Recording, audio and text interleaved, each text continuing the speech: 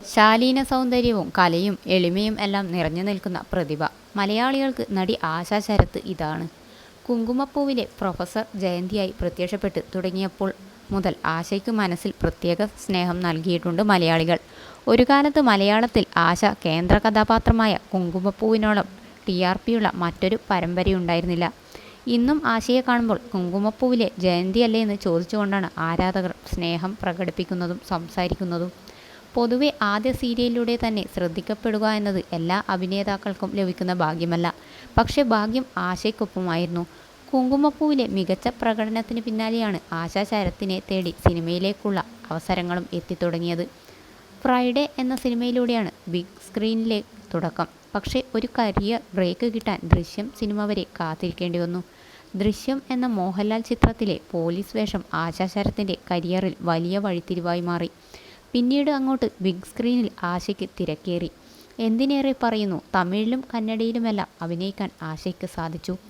വിവാഹത്തിന് മുമ്പ് തന്നെ സിനിമയിൽ അഭിനയിക്കാൻ ആശയ്ക്ക് അവസരം ലഭിച്ചിരുന്നു.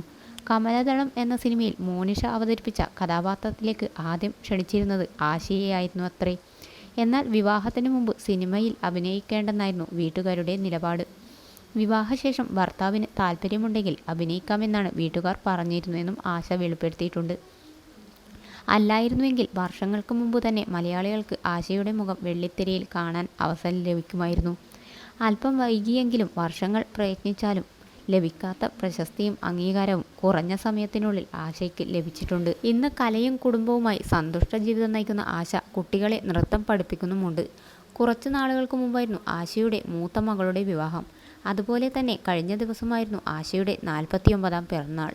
പതിവ് പോലെ മക്കളും ഭർത്താവും സുഹൃത്തുക്കളും ബന്ധുക്കളുമെല്ലാം ചേർന്ന് അത് ആഘോഷമാക്കി.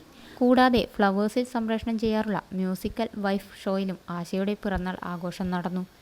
കഴിഞ്ഞ കുറച്ച് നാളുകളായി മ്യൂസിക്കൽ വൈഫ് റിയാലിറ്റി ഷോയുടെ ജഡ്ജിംഗ് പാനലിൽ ആശയുമുണ്ട്.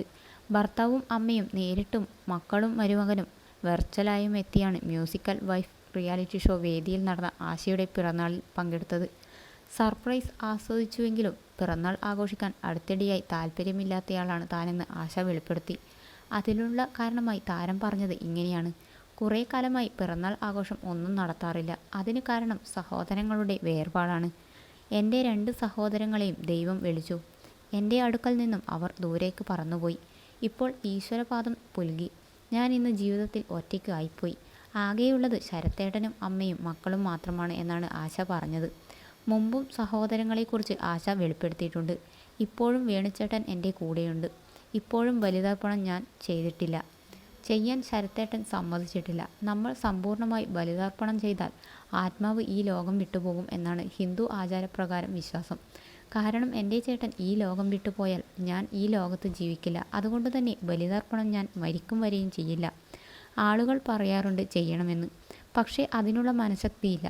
ഇപ്പോഴും ഞാൻ പെരുമ്പാവൂരിൽ ഭക്ഷണം കഴിക്കാൻ ഇരിക്കുമ്പോൾ വേണുചേട്ടൻ്റെ പ്ലേറ്റ് ഞാൻ എടുക്കും.